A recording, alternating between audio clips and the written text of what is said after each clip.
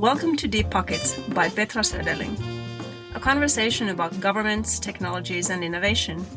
The ongoing season, Winter 2023, is loosely based on my upcoming book, Governments and Innovation, The Economic Developer's Guide to Our Future. The book will be available for purchase in Amazon during Q1 2023. Our theme song is by New Orleans jazz icon Leroy Jones.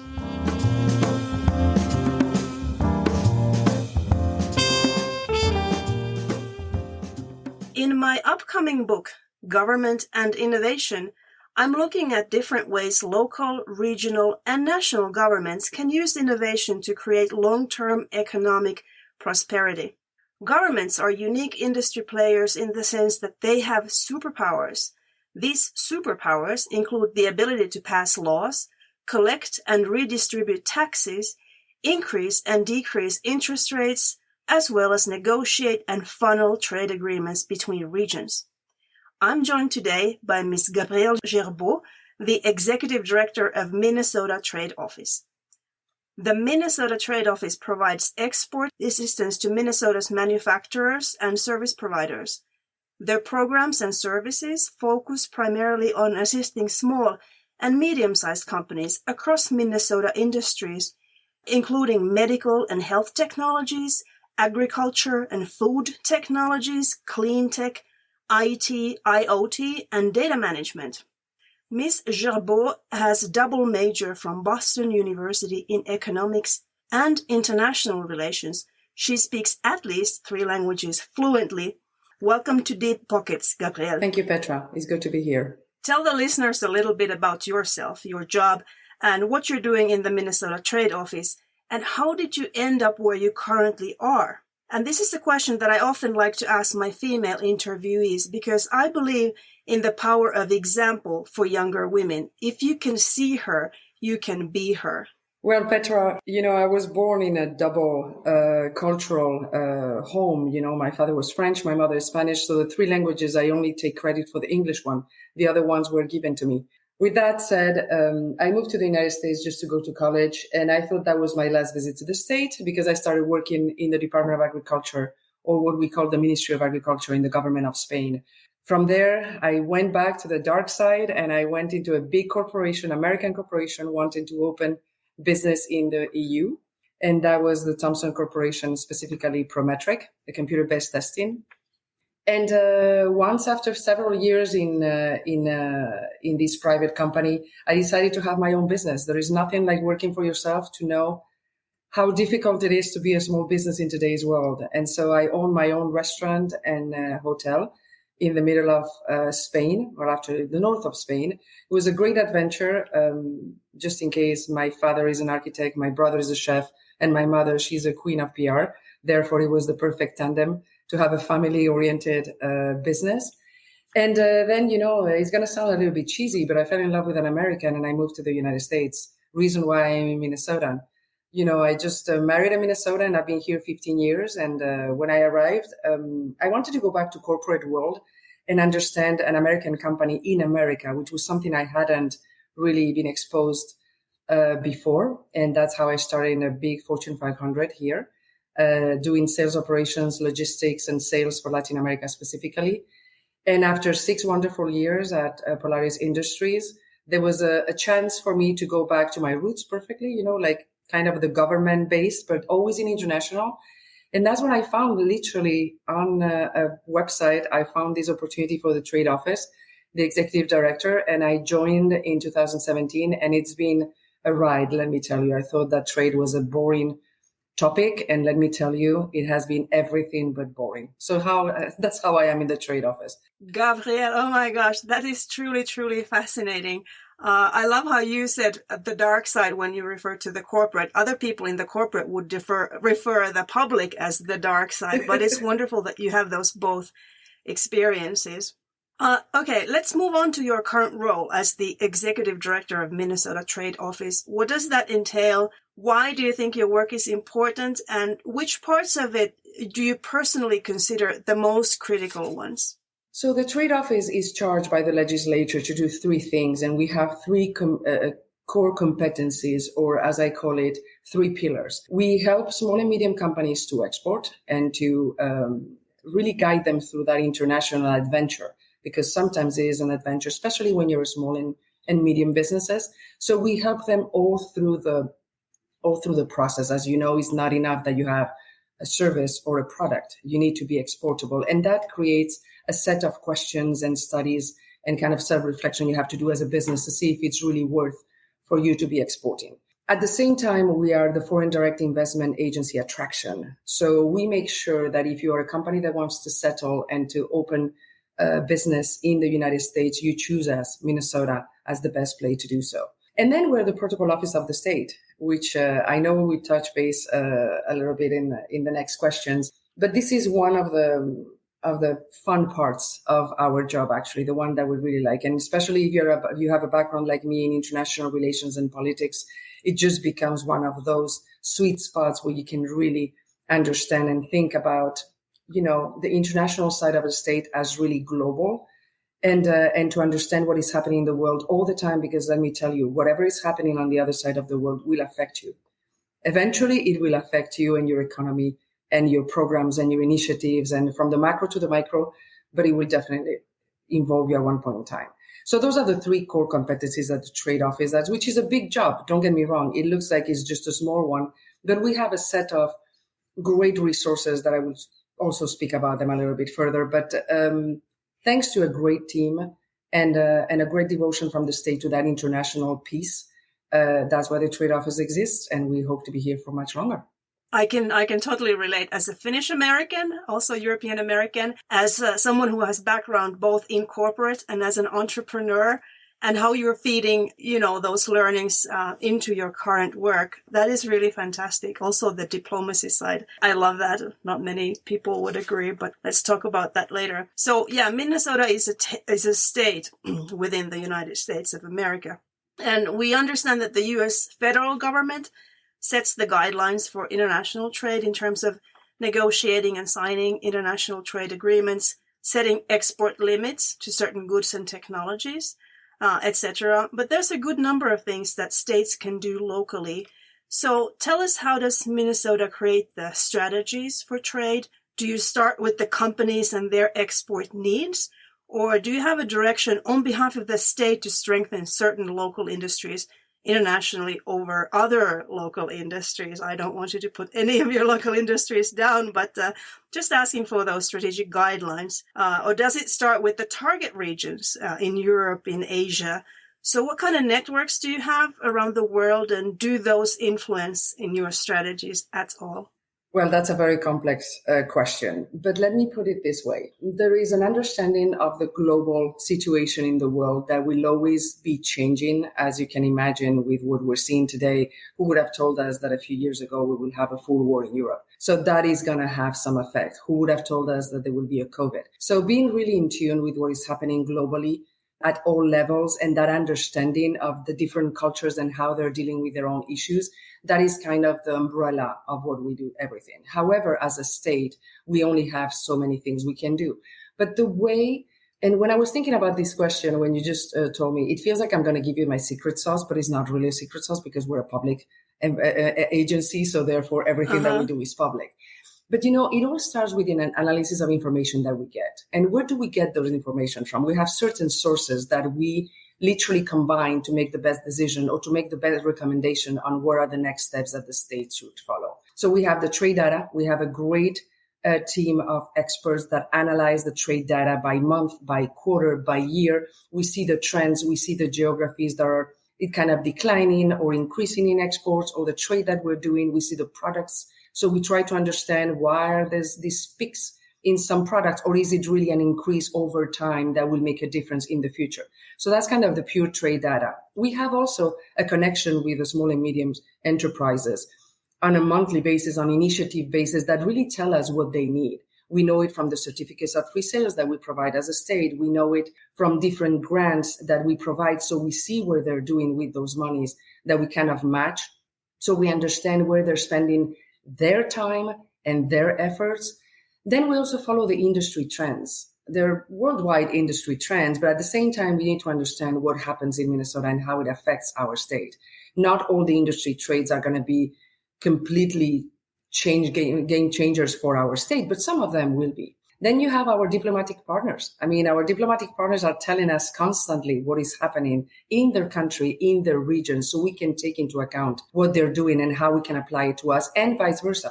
What are we doing and how it can be applied to our diplomatic partners? A team of experts, of course. I have a great team that has been in the trade office. Some of them have been for 30 years. They have seen everything you can see almost in the last 30 years of what has happened to the markets. And again, the trends that we have seen. The visiting delegations, it gives us a very good sense of where the interest is from foreign companies and foreign governments when they bring a delegation of a very specific industry in a very specific sector. And finally, our foreign offices. We have contractors worldwide. We cover 120 countries with our foreign contractors that are part of the MTO, the Minnesota Trade Office, but that are continuously sending us the reports on what they're seeing and what is happening outside of our state. We can know a lot of things, but there is nobody like somebody. I mean, there's nothing like somebody in the country or in the place to tell us exactly what is happening in the reality. Well, as I listen to that, it almost sounds like I've worked with a number of European countries. You're almost like a country in your ability to create those strategies and utilize the networks that you've created and all those different tools. Is there anything else in your various programs that the Trade Office has in place to support the international commerce that you would like to dig deeper? You outlined them, 3 different things that you did. Anything specific that you want to tell us in more detail? Yes, actually, our state STEP is a state trade expansion program. It's a grant, as I was saying. We just match an amount of money with the company, actually $7,500, which means we pay half of the bill. And so they tell us where they're going and what they're doing. And it's very interesting because those are only for small and medium companies. It's a small grant. It's not meant to be, but we serve around 60 to 80 companies every year. That gives us a lot of information because, of course, we follow up with a survey, we have conversations with them. And so we truly understand why they're choosing the markets they're choosing. And maybe they tell us some things that we didn't know exactly, but suddenly it opens our mind and our eyes to things that, because they were more specific or not as relevant as it may look at the first sight. But at the end of the day, if you have 5 companies going to the same trade show, you know that something is happening in that industry. Then we have the same, but at the federal level, which we have created something a little bit different to kind of decrease the burden of bureaucracy with the federal government and the grant. It seems so daunting for a small company to start applying for money. So what we do as a state, we purchase space in trade shows and we invite companies to join us. There is a process to do that. And we know it is successful because we're full. Every single trade show we do very specific trade shows, very specific regions, and we see what is the response from the company. So we have those 2 kind of grants that is very I know it's specific and maybe it may sound small, but everybody counts. And we need to understand what is happening at all levels. We have 18 Fortune 500 here in Minnesota. We know what they're doing. We have connections with them, but we don't help them. Their departments are much bigger than ours. So it's just, but we have that relationship to continue understanding. So that's the kind of the nexus with the big companies. But when we have the small and the mediums that are the ones that eventually will become larger. With that said, we also provide educational programs. And one thing, Petra, that I've noticed, which is kind of unbelievable, before COVID, we had all these personal relationships. People will come to an educational program one-on-one. They will connect. They will do all these meetings afterwards. I mean, there will be that personal one-on-one gathering that was so needed to network. COVID hit. For 2 years, people weren't in the same room. So suddenly we had to reinvent ourselves quickly to do the same virtually. But then when we come back, and when we have come back, we have noticed that the need right now and the trend is to do a pre-exporter kind of educational program. I don't know if you know, but Minnesota is a very diverse state. We have a lot of immigration in Minnesota. For example, the second and the largest population of Somalia outside of Somalia is in Minnesota, which you will say with the weather, how come? But yes, we may be very, very welcoming because we have a great community. And some of those immigrant communities, they're extremely trade focused because of their culture, right? And so we noticed that we were helping all these medium, small companies that are already a business, they already have a product, a service, and they're exporting because it's the next step. But we have found a huge need in these pre-exporter, people that arrive, they know they want to trade, but they don't know how to even start. So we've been extremely successful to go to communities directly. Literally, we have gone to the African community, the Latino community, the Ukrainian community, to form them on how to set up a business, how to do a business plan. Make sure you have a one-on-one session with us that follows you through the whole process. So that's like a new thing we have discovered. We thought we didn't discover anything new, but that's a new need that we have discovered. And we have been very focused on that new potential export that will become a full exporter in the future. And that has been perhaps one of the most challenging, but also rewarding experiences, because it's kind of new again. That's so surprising. I thought you were going to say you have so many Finnish and other Nordic Scandinavian we do ethnicities there. You do. The ones you mentioned were a surprise. One of the things I also want to ask you, because you have all these hugely successful large companies like 3M and others, are you seeing like grassroots ecosystem building inside Minnesota between the larger companies and these startups and small and medium-sized companies? They feed so many other companies that you don't know anything about. But as you know, every manufacturing or every service, there is several components. And it's not that 3M will create all their components. So it is quite amazing to see the tremendous ecosystem, not only like medium, but also like startups companies that start just because they see that potential and they see the diversity of those companies again. You know, I will touch base on that one, but remember, we're not just one industry state. We go from the old-fashioned agricultural grains and to the medtech, to the clean tech, to the manufacturing, the bolts manufacturing or the advanced manufacturing. You said IT, IoT. It's so diverse that is always kind of very stable. It helps to the stability of the state in moments where one industry may have some shifts. It's always recovered by the other. And that I think is one of the biggest selling points of Minnesota is the stability of the state in all levels. So you are French from the country of diplomacy, and you do run the state's diplomatic delegations and visits that you alluded to earlier. So you're ensuring diplomacy serves your businesses, but how can diplomacy work to support exporting of local companies? You know, the diplomatic connection is an absolute must for the trade office. When you receive a diplomatic visit, you have direct access to that government and to that you're hosting, and you have first-hand information on the priorities of that government, on the priorities and initiatives of that future partnership. And there is always that one-on-one connection that is so needed. At least I think for our generation is very needed. I still don't feel like a meeting is a meeting if I don't have it face to face, but that's me personally.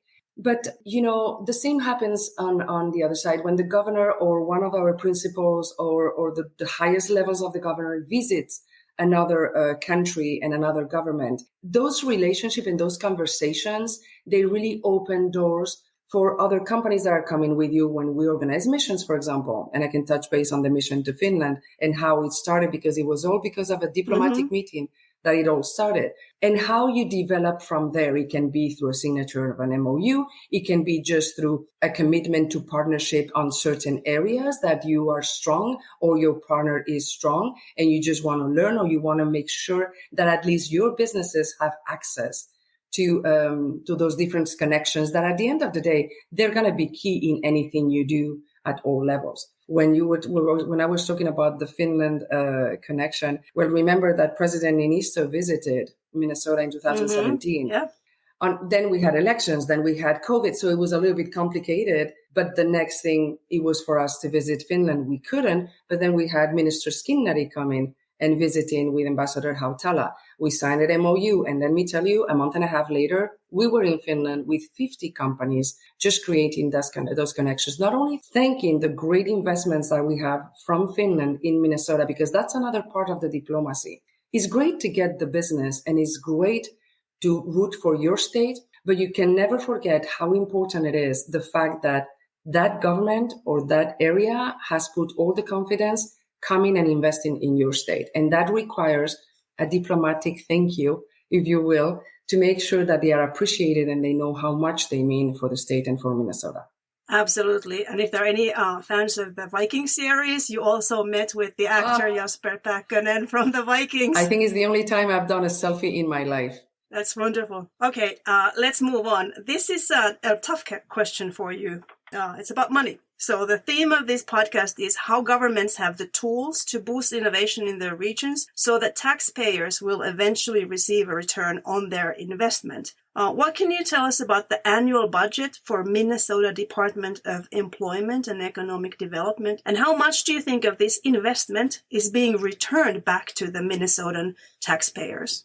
Well, as you say, that's a very difficult question indeed. And, to calculate those kind of numbers are really difficult. However, the results maybe are a sign of what is happening in the state. And I don't know if you knew, but we just announced the export numbers for Q3 for 2021, and they have been absolutely magnificent.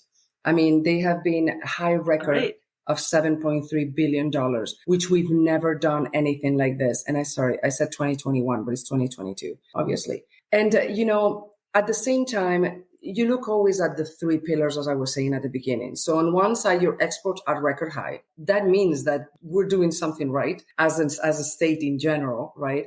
And then over 900 foreign-owned businesses that are investing in Minnesota from 40 different countries. That accounts for an employment of 120,000 Minnesotans that have invested, and those companies have invested more than $25 billion in property and equipment. I mean, when you continue, because in the FDI world, that is very important, the attraction of the business, but then you have to retain it and then you have to expand it, which is the secret. Because it's good to have them come in, but if they leave once they're in the United States and they leave to another state, that's not good business for you. So when you can show that not only you attract businesses, but they stay and you retain them and then they expand their operations, that shows that you're doing something good. And I forgot to ask, so how big is Minnesota? 5.5 million inhabitants. Wow. Like Finland, more or less. Yes. Very impressive numbers. That's encouraging. I hope our listeners will take something away from that. Also, I went on your website when I was preparing for this and I saw a note where you greet people as follows. Welcome to Minnesota, the problem-solving capital of America. It's hard to put an exact price on solving problems, but we know that the reward is there, as you just described. So switching gears from exporting Minnesotan goods, services, and companies to other regions to attracting investments into Minnesota, can you entertain us what makes a company want to invest in a certain state? Can you describe the benefits of doing business in Minnesota? And why do companies decide to operate in Minnesota? This is my moment of a pitch to the world to come to Minnesota. Okay, well, actually, it's one of my favorite topics. And we have tried to go from the very business-oriented answer to them of more fun answer, because that's at the end what you want to have, right? So Minnesota offers really a great mix, if not the best, of human resources and infrastructure and technology. And at the end of the day, we value education too. So the state has more than 100 post-secondary institutions because we value our highly skilled workforce and we invest in helping employers and workers to grow their skills to meet the ever-changing needs, that is just in automation, artificial intelligence, and other technological process. But at the same time, as I was saying before, Minnesota is very diverse in the industries. We go from very old-fashioned industries to very modern industries. And let me tell you, did you know that you're never more than 3 feet apart from a produced, invented, or commercialized product by Minnesota? Wow, no, I did not. Well, that is true. I mean, from air traffic control systems to the Post-it, which is kind of, I think everybody has a Post-it somewhere, to the pacemaker or the snowmobile, from Prince to Bob Dylan. It's all Minnesota. Wow. So at the end of the day, it's just that combination. We're the second happiest state in the United States. I would like to know who's the first one. But anyway, I think it's Hawaii, but I'm not sure. But at least I can tell you we're the second. And one of the things that me personally, as a European, when I came to Minnesota, shocked me. And coming from Spain, everybody tells you about the weather. Everybody tells you about Minnesota. But at the end of the day, it's such a great quality of life that at the end of the day is what is really important. Second happiest, Post-its, notes, Bob Dylan, what's not to like? Pacemakers. Pacemakers. Cool. Okay, I want to move back to the federal level for a little bit. Do you see any development in American trade policies and how they foster growth in America? Anything that will give you confidence, or maybe something that American and Minnesotans need to prepare for? Well, as a state employee, we normally don't mention anything about federal situations. However, we've gone through an unprecedented time. And I'm going to start a little bit earlier than just the COVID. When we were in 2018, we had trade tariffs, we had countermeasures, we had all this uncertainty in certain markets. For Minnesota, the biggest markets for exports and imports, it was Canada, the EU, Mexico, and China. We have seen a lot of uncertainty. And when that uncertainty was getting clarified, because we, the trade office, worked very hard on creating these very specific briefings on how this could be affecting your business in case, and where did you have to go in case you needed support, because it was federal, so we couldn't really help them specifically. But at least, when you inform people and you translate whatever is done in a more state or a more government language to really how it's going to affect you, if it affects you somehow, that's really a good help. But then we went into a COVID situation that nobody ever had even imagined. So I think that even though I think everybody had to reinvent yourself and to do a pause and see how this is affecting us and how this will change the future. Because don't forget, the governments, the numbers in trade, the numbers in general do not show one day to the other. This is not just a spreadsheet where we just look at the numbers at the end of the year and we say we made numbers, yes, or we didn't make numbers just to make them public. Here it takes a little bit more of time to understand what is going to happen and what the trends are bringing you for the future. So I think we're still there. We're seeing a lot of recovery in different ways, but we're seeing recovery in different ways. And I'm very curious to see what happens. What I can tell you is that uncertainty is not good for business. So I would recommend to anybody that is in the government to always be very clear in the communication and the information sharing, because that's what makes the business to be a little bit more, more secure in what they can do and what are the reality of the situation, if I tell you the truth. Yeah, it's a long-term game.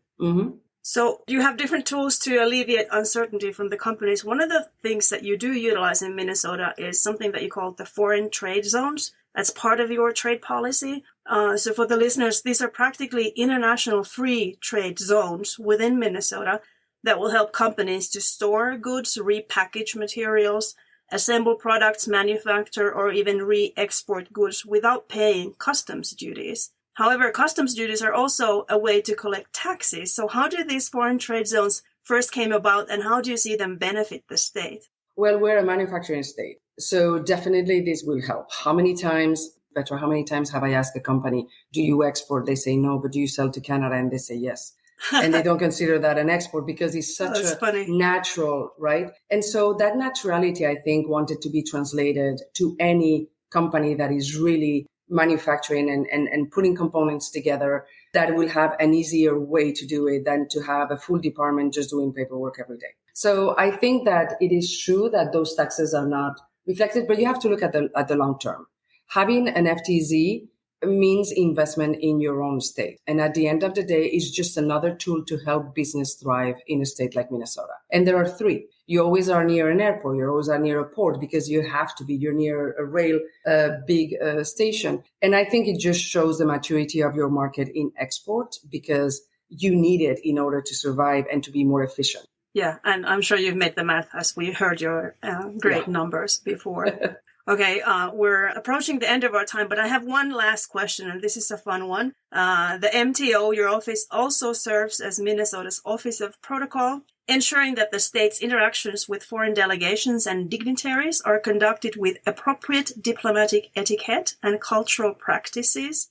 I experienced this once on a delegation visit we alluded to, and that was led by the ambassador of Finland to the United States and Finland's Minister of Foreign Trade. and everything up there was impeccable. The question is, how do you see the role of international diplomacy in business relations? And is it important to have state visits and fancy speeches, or is it just a show? Can they actually advance real business, other than Finland, which we already learned about? Well, you know that this is my favorite question of all, of course. One of the things that when we provide this support to companies, and we provide protocol support, and I'll explain a little bit more, I always start saying, protocol is known by Downton Abbey. And you think that protocol is just how many forks do you need and how many people are seated where, etc. It is a little bit more complicated than that. The world is full of different cultures, and each culture is more protocol-oriented or less protocol-oriented. But when they are protocol-oriented, you can be successful, or literally you can miserably fail at a business event if you don't have your protocol straight. We have, we haven't seen it because we haven't made a mistake yet, cross fingers. But we know of companies that were not able to advance in negotiations because they didn't have the right protocol, and they were being natural, and they didn't respect the culture of the business they were trying to close a contract with. Even today, that human component at all levels is needed. And the respect you show for foreign delegations with the proper protocol, it just shows how much you care about learning about them, about their cultures, about their specific needs or appreciations. And it just shows that you care. And once you care, everything else goes right. I mean, there is no other way. And you will say fancy speeches. Fancy speeches are what still moves things in and out, and not just look at the news every day and what a good speech can do and what a bad speech can do. Also, it's funny because we are all protocol certified in the trade office. And one of the things they tell you always in protocol school is when protocol is well done, you shouldn't notice it. But let me tell you, when it's failed, there are some heads that roll out, because when the protocol is failing, everything else goes wrong. So I think it's still a very important, not only, as I say, at the royal level or the presidential level, which is extremely important, that's why it exists, but also when you get into the businesses, how you can support your businesses so they are aware of who they're dealing with and how they have to deal in order to be successful. I love that. I love it when you said protocol shows that you care. Wonderful. Merci beaucoup. Muchas gracias. Thank you for visiting Deep Pockets, Gabrielle Gerbaud, the Executive Director of Minnesota Trade Office. Thank you, Petra. It was a real pleasure.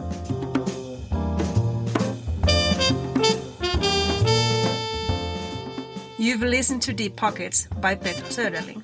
To subscribe to content and to pre-order the book Governments and Innovation, The Economic Developer's Guide to Our Future, please go to petrasoderling.com. The wonderful music you heard is by Leroy Jones, an iconic New Orleans Jazz Hall of Fame trumpetist. You can find this and other Leroy Jones tunes at your favorite online or offline music store. Thanks for listening, and be sure to subscribe, like, rate, and share our episodes. It means a lot to me. Thank you.